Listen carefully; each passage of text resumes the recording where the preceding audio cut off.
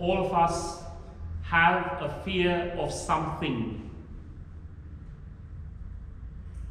Some of us are afraid of spiders, of snakes. Some are afraid of the dark. Some are even afraid of your wives. You're all afraid of something or the other. And often all of this fear leads back to the one whom we ought to have no fear of, which is the evil one. And the evil one constantly instills in us different types of fear, and ultimately the fear of being rejected by God. And we all succumb to this fear, because underlying all our fears is a fear of being rejected and not loved by God and by the people around us. This is ultimately the base of all our fears.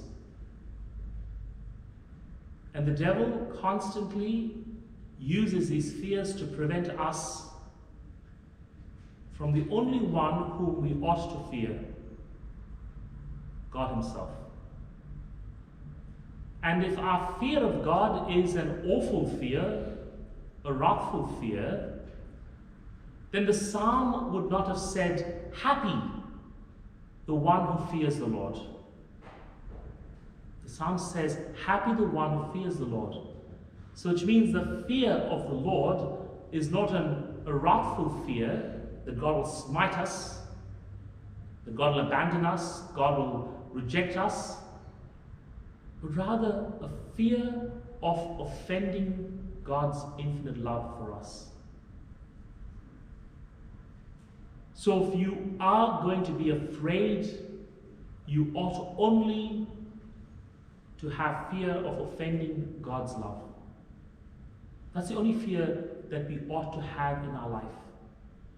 And therefore every choice we make in our life must enable us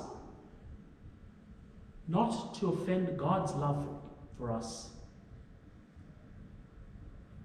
You know, the devil was once an angel of light. And this angel of light had fallen from heaven. And even when you are the worst sinner in the universe, you are still a child of God, and you still have the grace within you to ask the Father for his forgiveness. Know that even if you're the worst sinner in the universe, you still have the grace within you to ask God for his forgiveness for whatever choices you have made in life. Because you are still a child of God. The devil has lost heaven. We haven't, at least not yet. Till our last breath, we have the opportunity to change our life, to ask God for his forgiveness. But the devil will never allow us to do that. He will always be in our ear like he is now. How could God love you for what you have done? And that's the fear. We are fear of being rejected by God ultimately. And it's the only reality that God would never reject us. In fact, he'd go to the extent to show us how much he loves us by sending his only Son, who died for us on the cross. Jesus showed us the extent of his love when he stretched out his hands on the cross. He shows us his continuous love, the depth of his love, by remaining with us in the Eucharist. So you see, this is the God who loves us. When we come to the Gospel, the parable of the talents, the servants who were given the talents, the master gave 5 talents to one, 2 to the other, and to the third he gave 1 talent.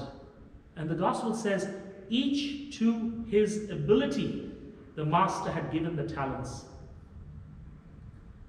Now 1 talent was worth between 5,000 and 6,000 denarii, or about 15 years of wages for a simple day laborer. 15 years of wages, 1 talent was worth. And the master gave each of them to their ability the talents. And he goes away. He doesn't come back the next day and says, hey, what did you do with my money? It says after a long time he comes back. Now it's his money and he wants an account for it. What have you done with it?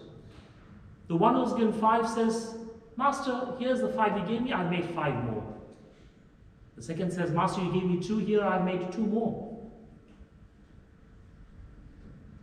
And the master said to both of them, well done, good and faithful servant. Because each of them, the gospel, went up promptly to use the talents that was given to them. But the third servant comes and says, Master, I heard you were a hard man. You reap where you do not sow. Therefore I was afraid. So I took your talent, I buried it in the ground. Now that you're back, after a very long time, I've dug it up and here it is. You gave it to me, I'm giving it back to you now. According to the rabbinic law, if you hid something in the ground, you are taking no responsibility for it after that. So if someone comes and robs it, you're responsible. The master gave the talent to the servant to make use of it. If the master thought the servant was incapable of doing something, he would never give him the money at all, because it's the master's money. The master was so upset that he said, you wicked and lazy servant, you knew. I mean, you heard I was a hard man. Then you should just put the money in the bank. And sometimes in life, we too hear about God. We must come to know God. Because hearing about God could give us the wrong impression about God. But to come to know God, who loves us unconditionally, who would never abandon us and never reject us, but will always love us, and that's the God we want to love in return. So you see, if the third servant, if he came to the master and says, Master, you gave me the talent, I went, I invested it, I put it to work, but I've lost it. I worked so hard and I didn't get anything back. The master would have at least praised him for his hard work. Because the master's got a lot of money. He's not concerned about the money, he's concerned about what the person has done with what was given to him. In our life, because of our various fears, or perhaps of only one fear, then we do not use the gifts that God has given us in our life. Fear deprives us of the freedom to make use of the gifts God has given particularly to you and to me. And we are crippled by it, and we don't use the gifts God gives us. Why? Because sometimes we say, oh, I wish I was like that person. If I had those gifts, I would be like this today. Or if I did this, I would be better off if I had that. But unfortunately, I don't have that gift, therefore, I can't do anything. No, God has given you the gift, each to his own ability of what you can do with it. I have many gifts, and there are many gifts I don't have. And one of the gifts I don't have, my ability to play a musical instrument as far as playing a CD player. That's it. No, I cannot be upset with God because I can't sing. I can't say, I wish I could sing, I wish I could play an instrument. No, I have other gifts, and I'm going to use those gifts for the mission of the church. We cannot and should not ever compare ourselves to other people, because God has given you this gift for you to use for the mission of the church. Saint Therese of Lisieux, when she was a little child, I mean, she loved God so much. But in some ways she's thinking, I mean, these older people, the great saints who have gone to heaven, I mean, they are so much more happier because they are bigger and they're older and they're more holier than I am. And I'm not going to be as happy as they are because I'm only so small and so little. So she goes to her sister and asks her sister, how can this be? How can these older saints in heaven are more happier because they're more holier? And what about me, an ordinary person? How am I going to experience all that joy in heaven? And so her sister, who was sewing at the time, had a thimble. And she put the thimble down, and she put a drinking glass, and she filled them both with water to the brim. And then she asked Therese, which one is fuller? Can you add a drop of water to either of these? And Therese looked at both and she says, no, they're both full to the brim. You can't add any more water to it.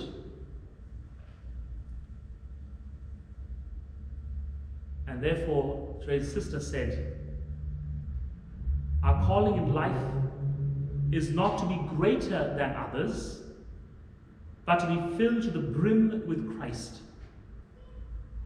You're not called to be greater than others, but to be filled to the brim with Christ. So every talent God has given you, He's given only to you to use for the mission of the church. And at the end of your life, we are going to be questioned about that. What have you done with what God has given you? How you have helped the mission of the church. You cannot get up to heaven and says, Lord, I built a 2-story house, had a large rumpus room, a big family room, a jacuzzi in my backyard. I sent my kids to a private school. I've got all this bank balances behind. And do you think God is going to say to you, well done, good and faithful servant? No. How have you helped the mission of the church? How have you fulfilled your baptism call to follow Christ, to love Him and to make Him loved in the world? So no matter how young or old you are, you have gifts to use for the mission of the church. How you use those gifts is up to you. This year is coming to its close. Today is the 33rd Sunday in Ordinary Time. Next week is the last week for this liturgical year. So perhaps an opportune time for us to reflect on the talents God has given us and how we have used them this year. Where do we need to change and grow so that we can fulfill our primary life mission to be a good and faithful servant of God? In the name of the Father, and the Son, and of the Holy Spirit.